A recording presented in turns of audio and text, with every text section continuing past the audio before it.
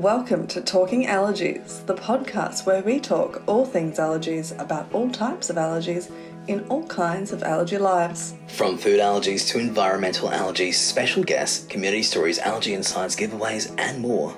This is your allergy podcast for all things allergies. Hi, Melrick. Hi, Grace, and welcome to another episode of Talking Allergies. Today we're talking living with allergies as an adult. It's exciting to talk about an area and a topic that we're both familiar with so closely, especially as we've both gone through that transition of being a dependent, so having, I guess, parents and guardians, schools, and looking after us through our allergies, and then having to go through, well, independence, living with allergies, all those things like shopping, dating, getting jobs, all those sort of aspects of it. So you just touched on dating. Controversial topic. Yeah. Do you put allergies in the bio of the dating profile? Someone asked me about this not long ago, and I was going to answer the question, but then I asked them another question. I said, what dating app are you using? Yeah. Because what you realise, and I've had a chance to look at the different dating apps, and they've all got different sort of like features you can add in and so forth that have like different aspects to it. So I would answer that with, it depends on the app that you're using. You're gonna have to elaborate on that. What apps? Oh, look, I'm not sure what all the cool kids are using these days, but I'd say that depends on the app you're using. If you can put it in a bio, or you can put it as like a special feature about me, or what's something interesting aspect. Some apps let you put like little dot points about yourself. Yeah, so I would put it. I'd say put it out there. Just say you're allergy inclusive or something, or an allergy advocate, something to show that you are allergy aware, you're connected with allergies. And then without having to go to the point of what allergies you have, especially if you've got multiple allergies, you might use up too many words. Why would you do it that way? Well, I think honesty is important in any aspect of dating.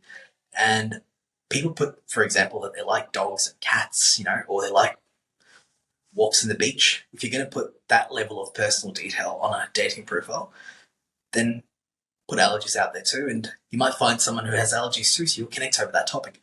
It's a topic of discussion. So, okay. Yeah, I think the opposite. The opposite?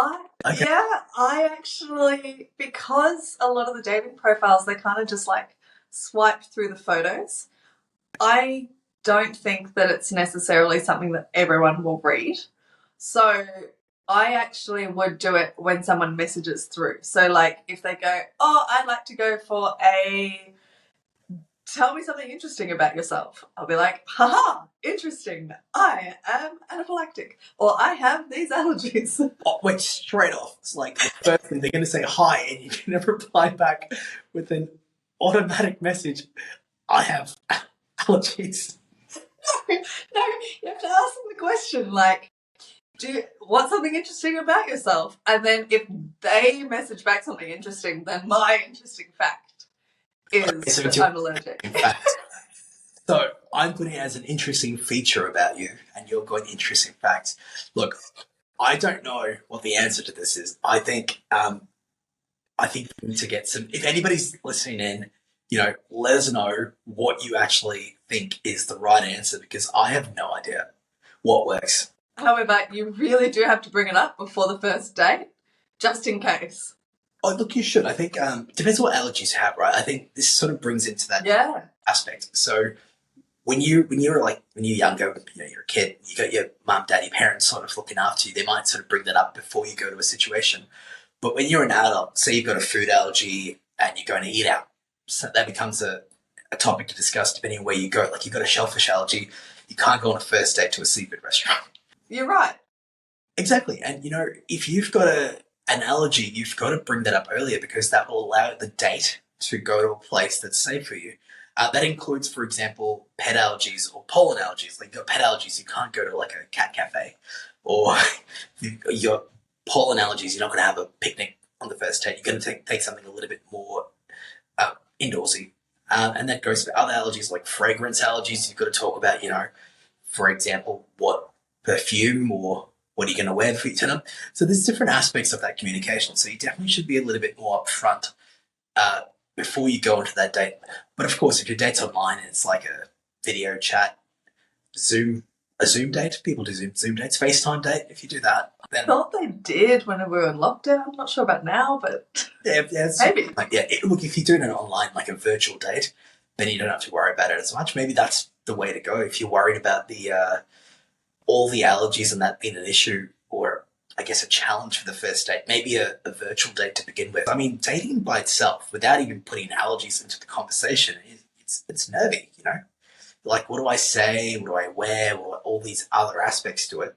You add an allergy to the conversation, you're worried about them thinking either rightly or wrongly about your allergies. Of course, with the right people, you know, it could be a very positive conversation about how you can work through it. And I mean, it could just be, you could speak about it for a long time, especially if they want to get to know you. The easiest way to get to know a person with allergies is to ask them about their allergies. So if they react negatively, then they weren't the person for you regardless.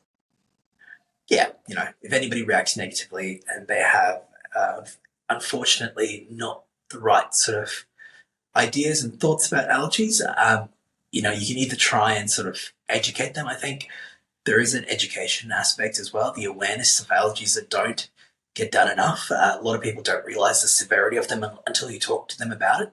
And depending on how they sort of go by you sort of explaining that information to them, then you can make that decision on whether there is a second date or not. But it is important to bring up it depends on the allergy and for your own safety yeah. Yeah, and look, being an adult with allergies isn't just about dating, of course. There are other aspects of it, from getting a job to shopping and just independently taking responsibility for your own actions. But just touching on just getting a job, for example, you know, it's about choosing where to work, you know, getting through the job interview, and then, of course, the workplace itself. So it's not just about, oh, yeah, I'll get a job. You've got to really think about how that job would be able to manage and allow you to work safely. How have you dealt with jobs and allergies? Yeah, look, I look at myself as someone that's done a lot of different kinds of jobs that have put my allergies into question, whether I could say in the workplace. I've worked in plant farms, being a bit younger. Plant farm with a pollen allergy? Yeah, I didn't think about it as much at the time. I was a bit younger, so I hadn't sort of got my contingencies and all my sort of preparations as well as I have it now.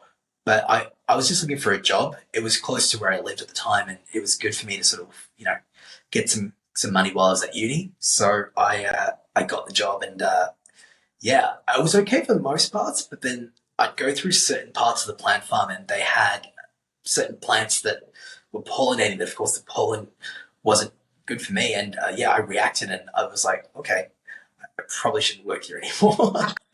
But that was one example. I've also worked in a professional environment and I've got pet allergies. So looking at it from a perspective of people bringing pets into the workplace. So I've had situations where I've had a meeting to go to and my eyes are watering and I've got like an itchy eyes and itchy chin and so forth. And I'm like, oh, and it just completely changes your outlook for the approach in the meeting. And then you go to the meeting and you've got it, I don't know, in my case, I'm holding tissues in my hand while I'm talking, and it's sort of like it's a different situation completely where if you didn't have those allergies. And I think with time, I've been a bit more honest about it in workplaces so I can alleviate myself to deal with it. But that's just my allergies. With people that have food allergies would have challenges, perfume allergies, skin-related allergies. I have also had some skin reactions from workplaces and trains, like traveling to work and so forth.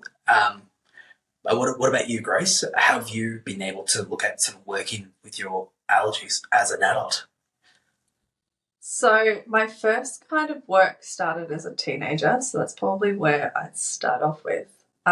So my first job, when I searched for jobs, I didn't go for, say, a waitress or anything in the hospitality industry because I couldn't I couldn't handle having any nuts or exposure to nuts or seafood. So I actually got my first job at the fruit shop. So when I was working at the fruit shop, I would normally just have fruits running through the register, but occasionally I would have a sealed package of nuts, and if they were ever opened, say if the nuts had exploded out of their bag for some unknown reason, then I would have the lady or the person working behind me switch with me. And if they did switch, then they would actually clean down the register straight after with kind of soap and water. So that they were actually really, really lovely about it. I did bring it up kind of the first day that I started working there, and they were really, really accommodating and were really, really lovely. As I had different jobs after, say I went to uni and then I got a job at a uni, I did have to bring up my allergies. I didn't bring it up in the interview as I didn't believe that it was needed at the time because I wasn't handling food. But then working, I found that there was, say, allergies in the kitchen. So instead of advocating for myself, I actually just used to bring food that I didn't have to put in the fridge or I didn't have to put in the microwave. And I would have my own water bottle that I would bring from home. So it wasn't until the first week that I was there that we went out to go get coffees, and I volunteered to go with someone to go grab all of the coffees. And I brought it up to the coffee place and said, hey, actually I have these allergies, could you please make sure that it's not in the coffee? And then the person that I was with goes, oh, do you actually have an allergy? I discussed it with them, and they actually became an advocate for me at the workplace. So they helped me bring up my allergy to the bosses and to my co-workers at the time, and it was really, really lovely. And over that, I grew confidence with using the microwave and the fridge at the time. But then, say, like a couple of months went by and someone had maliciously put cashews on my desk. And you're allergic to cashews and pistachios and shellfish? Yeah, so they put open cashews right on my monitor, on my keypad, and around my whole seating area. I'm really sorry to hear about that. That's just not okay. I mean, I've heard similar stories from other people about these situations at workplaces, but you know, when we look at allergies and the severity of them and what can happen if not managed, people putting others maliciously in a situation, knowing what it can do, that's just not okay. That's just not okay. You know, I think anybody out there that even has the consideration or the intent to maybe do that to someone, just don't do it. It's not okay. You know, it can really hurt and impact a person, and if it escalates, it can be fatal. For people that don't have allergies, I would liken it to someone putting poison all over your desk, and it is fatal to me. So cashews are particularly fatal to me, and they knew that. So it was a direct threat from them. So I ended up actually leaving that job. Thank you for sharing that, Grace. You know, getting a job and working, it's got so many challenges without even considering having allergies and having to bring that up to the workplace, especially depending on where you work and what sort of support options are available for you. I hope that anybody else that is looking for jobs or workplaces that are supporting people think about people that have allergies and find ways to include them in their workplaces. I think you shouldn't look at an allergy as a defining factor of why someone can do their job. If they're good at their job, work with them, support them, advocate for them, enable them to help your organization, because there are many amazing people out there that have allergies but will still add a lot of value to your workplace. They do. It's really important to be cared for in the workplace and to make sure people are safe when working there. And it's really lovely if someone actually does advocate for you, and learning how to bring it up.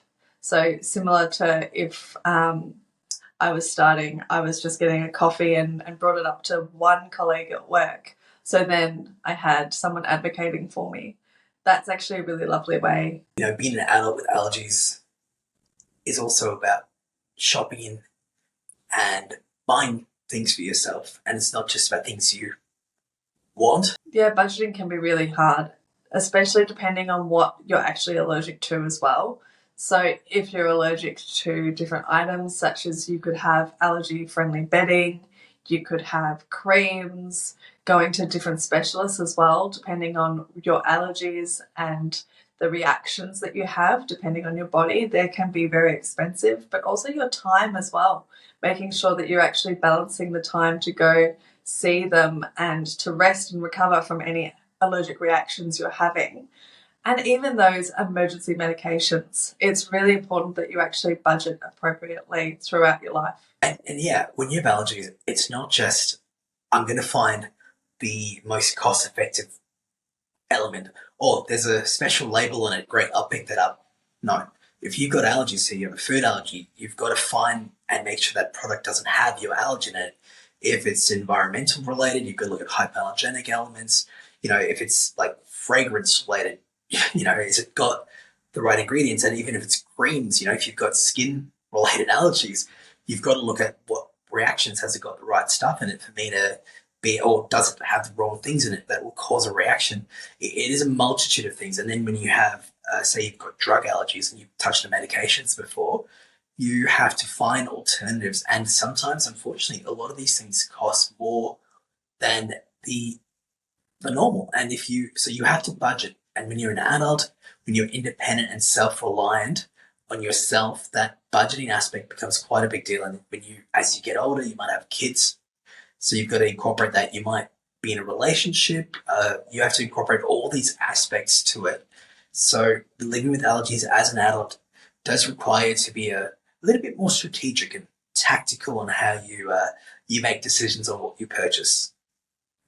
Definitely. You touched on self-reliance. That's a very big aspect of living as an adult with allergies, is that you have to be self-reliant on, say, even the allergy triangle, knowing where the hospital is, knowing where you can get assistance. Yeah, you have to be that person that advocates for yourself first. Yes, you're going to have you might have people around you, some amazing people, and I've got some mates that stand up for me, which is really good and really nice.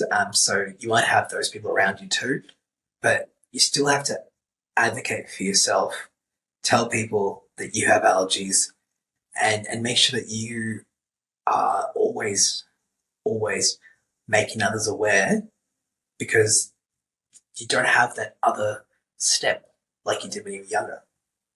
And even self-reliance depends on the decision-making as well. So going, can I go here? Is the risk not too risky enough? So say if everyone was going to a seafood restaurant, I would say, actually, I won't go this time because the risk is too high for me to go. Have you ever felt that, Melrick? Look, I've said no to many a picnic in my time.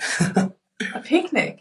Oh, picnics, yeah. Look, especially during like these months. So we're in September, October, November months, like, the spring months, so springtime. I just stay away from picnics as much as I'd love to go.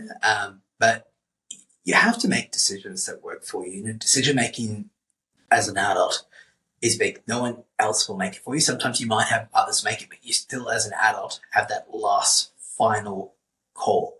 So if you have food allergies and you decide, yep, I'm going to go to that restaurant, you're making a conscious decision, if that restaurant has any risks, to know what those risks are. And that includes other types of allergies, skin-related allergies, for example. The easiest example I use is sunscreen. So a lot of people like to, and it's good to do that, but they like to put a lot of sunscreen on during summer, and that's a good thing to do. However, you can't just put any sunscreens on if you have skin-related allergies. And I myself have a bit of atopic contact dermatitis by using certain sunscreens. So I've got to be a little bit careful to make sure I use ones that work for me. And there are some that do, which is great.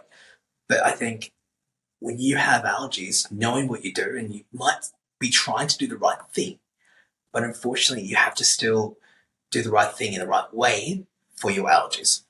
Yeah, anything that you put on your skin, such as sunscreen or if it's makeup, depending on the different products as well, you're right. You do actually have to really check what's in it to make sure you're not having a reaction.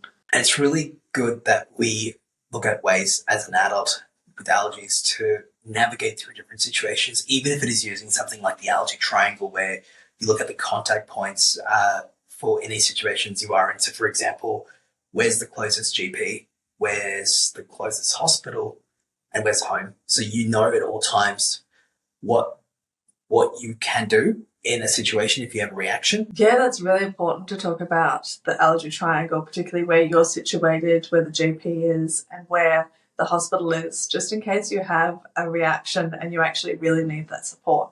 Now, Grace, you caught up with Gem, who is a professional athlete, an educator, and an adult living with allergies. I did. Gem is an absolute inspiration. I can't even run, let alone be a professional athlete and do everything else she does. It's a really must listen to interview. Well, I can't wait to listen in, so why don't we just jump right in? Hi, Gem, and welcome to Talking Allergies. Thank you for being here. Thanks for having me. Talk a little bit about your allergy story and a little bit about you. I've had allergies for forever. Since I was a kid. I work in sport and education, and I'm an elite athlete. So, yeah, that's pretty much me. So you're both an elite athlete and you work in the space as well? Yeah. It's pretty impressive. Yeah, it keeps me busy. How did you first learn that you had allergies? Because you said it was from a young age. So Mum said that I had eczema heaps as a kid, and they couldn't figure out what I was reacting to, and then she took me to the doctor and they were like, oh yeah, she's lactose intolerant, but keep giving her dairy because she'll just grow out of it. And then I didn't grow out of it, but Mum was smart enough to not give me dairy. And then we found out later I was actually allergic to it, not just intolerant. And then everything else kind of snowballed from there. So how did you find out that you were allergic if they didn't know for a long time and then you go, yes, you're now allergic? How did you know that? Yeah. So I had a few reactions, I think in primary school, because they said don't eat dairy and Mum wouldn't have it at home, but everyone else had it at school, so I wanted it too. Or I'd have cheese or something and I'd just be violently ill really quickly, and then we did some allergy testing and there's definitely an allergy. It's a good thing that you learned, okay, let's go get allergy tested from the reactions, because it was back when allergies weren't necessarily widely known. Yeah, it was. Even trying to get doctors to do the allergy testing back then was really hard. Like, I'm fairly sure I've been to every immunologist and allergy doctor, or even some of the alternative stuff as well, to try and figure out what it is that was happening, because everyone's just like, no, you'll grow out of it. I'm like, I'm in my 30s now, I haven't grown out of it. Did your allergies change over time? Yeah, so they got a lot worse as I got older. When I was in high school, they figured out I was allergic to wheat and nuts. I think it was nuts. And then at the start of uni, they then figured out it was egg, and they think it was salicylates, but now they're changing that. Maybe I've grown out of that one, I'm not sure. So it was a lot of fruit and veggies were cut out.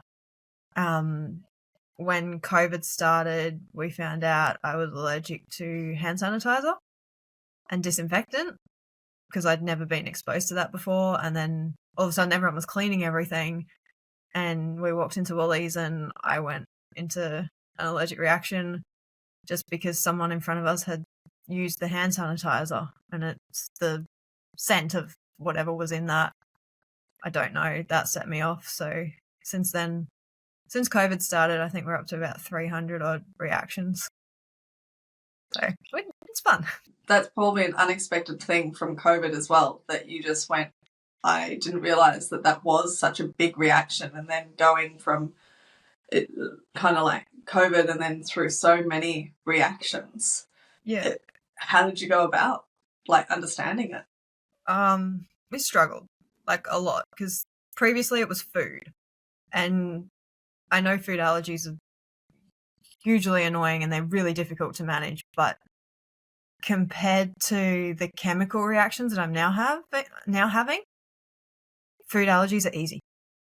Like, I can avoid drinking milk, or I can avoid having the muesli bar with peanuts in it. That's relatively easy most of the time. But what I can't avoid is going to the shops and the person in front of me using hand sanitizer as they walk into Woolworths, or the person on the bus next to me having really strong scented perfume on. Like, it's incredibly difficult to manage that because I can't go to those people and be like, hey, you can't use that, and because they have a right to use the hand sanitizer because that's going to keep them safe from the germs or whatever it is. But that was a huge thing, like, and you'd get the announcements over the shopping centres going, your health and safety is our number one priority. Please remember to use hand sanitizer. And it just makes me feel so angry going, but my health and safety isn't your priority because every single person in this shopping centre is being told to use hand sanitizer. That's going to kill me. Mm. So I had to stop going out. Or if I did go out, somebody had to be with me. Like, I lost my independence basically. Mum had to come grocery shopping with me just in case. And, online shopping was great because I can do it that way. But just being able to, if I'm on the way home from work and I want to get something from Coles, if I'm on my own, I can't do that. Just like, that was at the peak. Now it's people aren't using it so much, so I can go, or I'm very good at observing people, and if I can pick who's going to use it and who's not anymore. And if they're going to use it, I'll stand outside and wait, even if it takes 10 minutes, because 3 other people have walked in. I'll just wait. So that side of it's really frustrating, but it is what it is, and it's one of those things that's out of my control. So yeah, we try not to worry about it too much. Can you bring it up in day-to-day life? Like, how do you manage bringing it up to people? If I'm going somewhere with people that I know, or there's like a work event organised and we've got an external meeting, I'll email whoever it is that's organising it and be like, hey, I'm anaphylactic to these things. If I can't say to people, you can't wear it, but are you able to just advise people early that I'm going to be there, I have these reactions, and then that then makes so far everyone that I've done that to has sent an email or a message out, and then that puts the ownership on the other people to go, okay, I may cause harm to someone. So once I started doing that, most people have been pretty good and go, oh no, we won't wear it, or they'll pick something less scented. So yeah, that's the only way I can really manage it, or try and or avoid the places where I know it's possibly going to be really bad. So I don't know, like if I was going to go to a concert or something, or at a bar, then I probably wouldn't. But yeah, it just depends. You wouldn't tell them if you're going to the bar, or you wouldn't go to the bar? I wouldn't go to the bar. Oh. Like, yeah, if it's going to be too risky and there's too many allergens, then yeah, it's sometimes you just have to avoid it. How do you ascertain that risk between being able to say, understanding the risks of going versus not going, or what places would you go to? Yeah, it's tricky. It's really tricky to figure that out. I kind of just have to do a bit of research into where it is that I'm going, what's going to be around. Like if I'm going to a friend's house, they get the message going, "What are you cooking? What are we doing? Is, are you going to decide to cook toast halfway through this? Because you can't do that around me." Or, yeah, but public stuff, it sort of comes down to how badly do I want to go. And if I can manage the risks, I will. If I figure out that I can't and it's just going to be too hard, then yeah, we'll give that one a miss. Yeah. It's very hard to know what ones to go with and what ones not to. So it's really good that you know, okay, there's these risks associated with going here and I'll just give it a miss.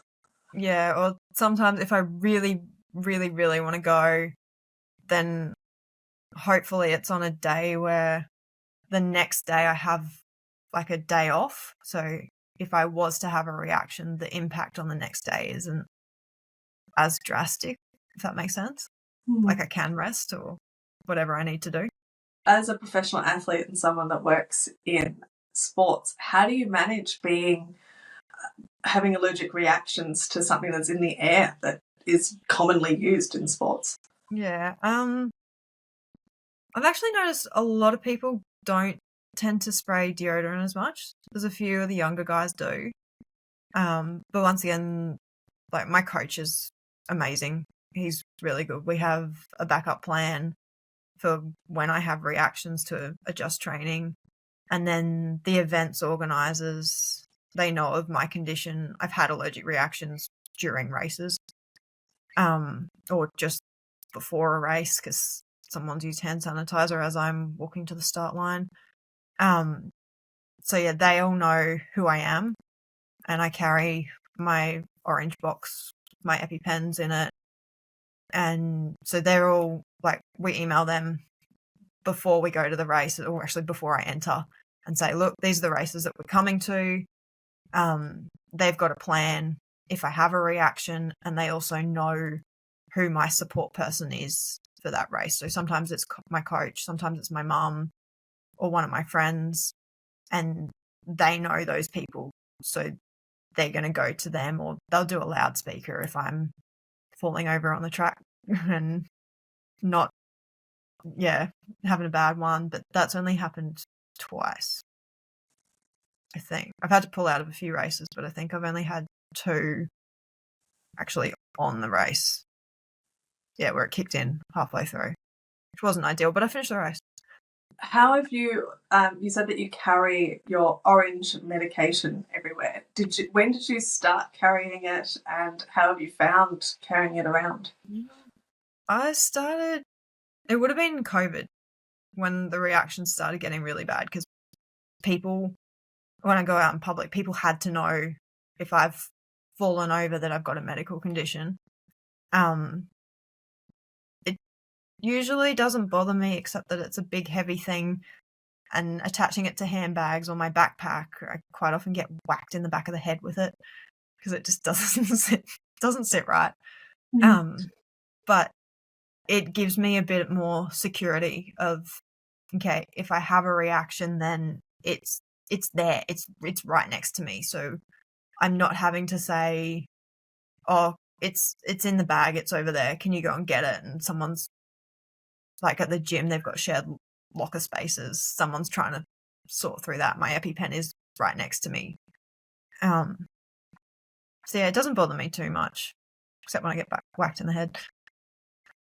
But yeah, I've had a few people come up to me, especially at the airports, and go, that is awesome. Like, that helps us. I think it was one of the first aid officers that goes, he just came up to me and was like, that is fantastic. You've got your medical stuff so visible. And I was like, oh, okay. Didn't really think about it. But yeah, if other people notice it, then it's a good thing, I guess. Do other people with allergies notice it as well? I haven't had anyone come up and say anything. It was only the security guys in the airport. Yeah, it doesn't have, it's just an orange bag with the white cross on it. It doesn't actually say anaphylaxis or anything because I've got the bands on my wrist. And like my action plan and stuff is in the bag, but yeah. I haven't had any allergy people say anything about it, I don't think. How do you find using all of the different elements? You've got the bans, the medical alerts, action plans on you. How do you find that people react to having all of those elements, and does it comfort you in a way? Yeah, I get a lot of questions about my bans, because they've got, I don't know if you can see them, the list of allergens on them. Quite often when I'm working with the kids, they'll go, "Oh, what's that? What's all the writing on there?" And then they start to ask a lot of questions and go, "Oh, so you can't eat chocolate? That's not fun." And then someone will pipe up, "Oh, my sister can't have that either. She's got an EpiPen too." So it's kind of spreading the awareness a little bit. I find with the kids, it's the most, that's what they're drawn to, and that starts the conversation. Haven't had too many adults ask why I wear them, but I think when I have bigger reactions, I tend to be with someone that I know, or I'm at work, so the people around me know what to do. But I mostly got them because just in case I am on my own somewhere and I fall over, then the ambos will check it. It's a great awareness piece, and that it's something that you bring up to the kids as well, and that they get that connection. Yeah, they like. A few of them have said, "Can we have one?" I'm like, "You get a cool band, not one that has all these allergies on. You don't want the allergies." Well, they just think that the cool one's on you. Yeah. With managing allergies and work, and being the adult in the scenario and managing your own allergies, how do you deal with that day to day?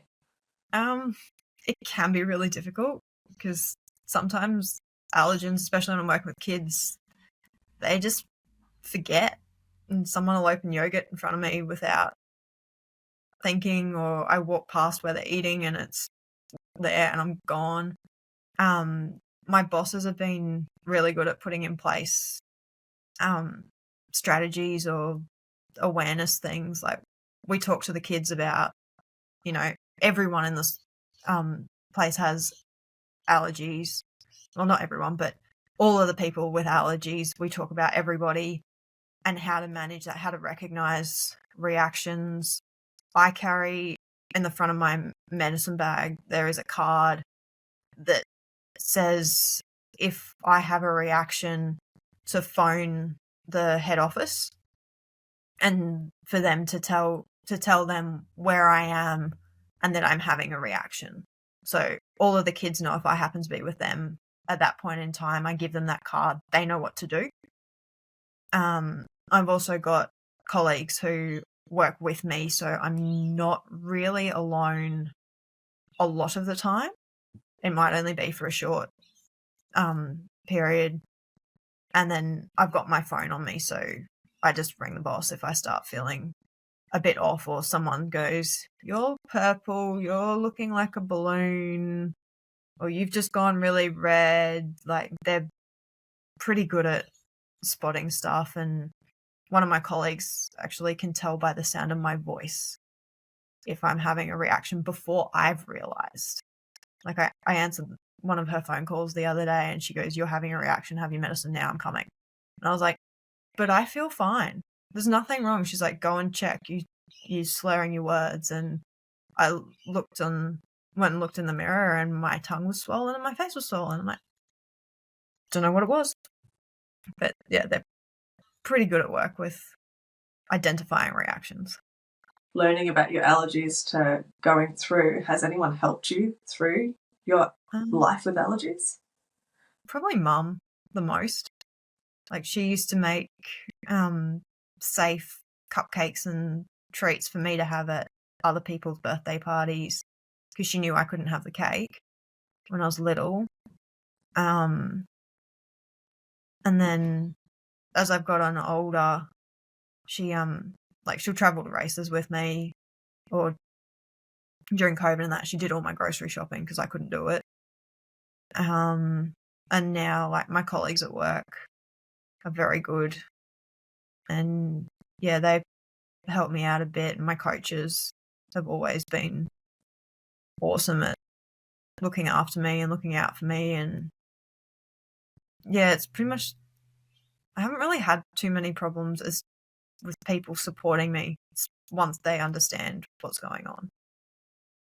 How do you go about telling them about it? Because you said once they understand or once they know. How do you go about making them understand and knowing about your allergies and the reactions? Pretty well, because they're so bad with the perfumes and deodorants and things, I have to tell people pretty quickly. Like, it's not like the food stuff where I can sort of wait until, there's a function or something where there's food. I have to tell them almost before I meet them. So if a new colleague starts at work, I send an email to them and say, hey, this is me. Just so you're aware, I have this condition. Please don't spray deodorant near me or wear perfume. Or if you have, let me know so I can avoid you. And I'm not trying to be rude about it. And then, we tell people early, or if they do come up and talk to me and I can smell whatever it is they're wearing, I just have to politely go, hey, sorry, I'm allergic to whatever it is you're wearing, and I have to walk away. Because otherwise it doesn't end well for me. Sounds like you've gotten that down pat with learning who to tell, why, and then beforehand, before you meet them. Yeah. I try to. I still struggle a bit with restaurants. I don't know why. Like, being like, yeah, I'm allergic to all these food. And I think because the list is so long, I'm kind of like, yeah, go with dairy and eggs and wheat, and I'll deal with the rest later. Which is not ideal, but yeah. How has the impact of allergies been on your life? As a kid, it was all right because Mum had it pretty well handled. I think the COVID chemical allergies has been the worst because it wiped me out of everything. Like, I couldn't go to the gym. So that really interrupted my strength training when you can't go to the gym where all the equipment is. So I had to get stuff at home and couldn't see my coach. Then not being able to go to the shops and losing a whole lot of independence was really hard because when you're in your late 20s, early 30s, and all of a sudden you're back to being a teenager going, Mum, I need to go to the shop. Can you take me to the shop? Or having to tell them exactly where I'm going just in case I do have a reaction. Like, that was the hardest bit with that stuff. Was, the loss of independence. As an adult that's lost sort of that independence, is there any advice that you would give to other adults that might be going through reactions and losing some independence? Speak up and ask for help. Like, there's no shame in having people come and help you out. I'm lucky I'm still at home, so Mum can help me out a lot. But I also think asking your friends for help because they want to help you. And just making sure that when they do help you, you say thank you and kind of do something in return as well.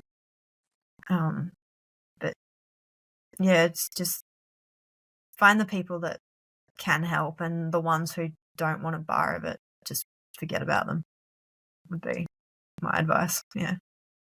Have you found that people that you've got so many supportive people that you've mentioned, have you ever found people that aren't supportive? Yeah, there's a few people at work that have in the past like gone, oh yeah, I want toast, so I'm going to cook toast, but I'm not going to tell you. And that's really frustrating because it's a known allergen and they were aware of it. But most of my friends have been pretty good. And most people, once you kind of explain to them, are pretty good. So I haven't come across too many issues, but I think a lot of it just comes down to people not being educated as to how serious it is, and that allergens aren't just nuts. Because a lot of it comes down to, people are told that, oh, if you're allergic, like on the airplanes, you can't have peanuts, but they kind of forget about all of the other allergens as well. And yeah, educating them that it's also not just kids, like it's adults. Adults can still have this stuff as well. And yeah, I think it just comes down to education and people understanding it. And I found once people have witnessed a major reaction, then they start going, oh, it is actually that bad. It's not just her avoiding it. You said that there's been people that don't understand that adults can still have allergies. What would you say to people that do say that to you? Because what do you say in day-to-day life if someone goes, oh, I didn't realise that adults could have allergies? No, I tend to just go, well, here you go, look at the band. It's like, there's not much you can do. They're just, I guess a lot of the allergy focus is on kids, and there's not a lot for adults. So yeah, the more we can get it out there, I guess, the more people will realise that you don't necessarily grow out of it. If you came across someone that was struggling to deal with being an adult with allergies, is there any words of advice or support that you would say to them? Come join the Allergy Life adults support groups, because they're awesome. But I reckon it does get easier once you know what you need to avoid. And like, do your research, find the supermarkets, there's online shops that specialize in allergies, and it's so much easier now than it was 20 years ago. Like, when I first got told not to have gluten, it was you're on rice cakes and fruit salad, and that was it. But now you can get cupcakes and bread, and it's yummy food. So yeah, I reckon just do your research and don't be embarrassed to tell people. Like, speak up for yourself, because it will save your life. Like, if you don't tell the person at the restaurant that you can't have wheat, and then they go, oh, you can have a little bit, and I've had restaurants do that, like, you're going to end up in hospital. You've got to stand up for yourself and protect yourself. So yeah. So do you say that to them by saying the allergy and the type of reaction that you get to them to get them to have a full understanding? Yeah. Or how do you do that? Yeah, I find a lot of people, once you bring it up, they start asking what happens. So they want to know, what are you going to get? Like, I think they understand, like with celiacs, you're going to get a stomach ache. And then I start going through, well, my tongue's going to swell up. I'm going to stop breathing. I might turn blue. Like, my face is going to swell up. I get really disorientated, all those things. And then people start going, oh, that's actually really serious. So, yeah. Just starting a conversation, I guess. Is there anything else that you would like to share to either adults living with allergies or kids living with allergies? Not really. Just that it's our superpower. That's what my immunologist always says. He's like, you've got superpowers. You can smell things before other people do. And yeah, it's just, it makes you, I don't know, I guess it makes us a bit special and makes us interesting. Gives you something to talk about. For someone that doesn't have that type of allergy that they can smell it, can you describe what you're meaning by that? Well, like, I've got hypersensitivity to chemicals, so I can smell things, like I can smell things before other people can, if that makes sense. So like, you might use hand sanitizer, I don't know, 10 meters away from me, and usually with diffusion the particles spread slowly, but I can smell it immediately. It's really weird. I don't really know how to explain it. Is it that you smell anything immediately, or you just smell something that you're allergic to immediately? I think it's anything, but my body goes into hyperdrive when it is an allergen. So my immunologist once described it that back in the olden days when we were like cavemen or something, I'd be the person that would alert people to a bushfire that was kilometers away and which way it was coming so that I could keep the tribe safe. That was the genetic side of it or something. I don't know. That was the analogy, is that the right word? That he used. So, yeah. That's pretty special if your allergist is saying that you've got a superpower. Yeah. So sometimes it's helpful if there's a bushfire coming. I can smell it and tell you to move, but when it's hand sanitizer or someone sprayed deodorant, it's not so helpful.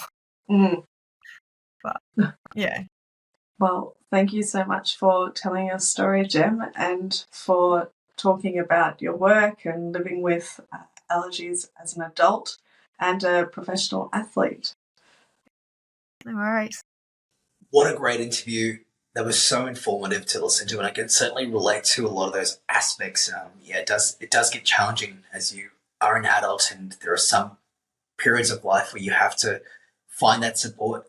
As much as you might sort of think, oh, I'm a bit older now, you have to still find that support from where you can. You do. It's really important to understand that sometimes you can be really independent and sometimes it actually pulls away and you have to be more dependent on other people. Thank you, Jen, for sharing your allergy story, and Grace, really appreciated you interviewing her. It was it's so nice to hear, and I think if anybody else wants to listen in and to watch the full episode and any other Talking Allergies episodes, they can visit www.allergylife.com.au/talking allergies. And if you're interested in being a guest, get in touch with us. We're always ready to talk about allergies. That brings us to the end of another Talking Allergies episode. Thank you for tuning in, and join us for our next episode as we talk about skin and allergies. We also have another special guest on too, don't we?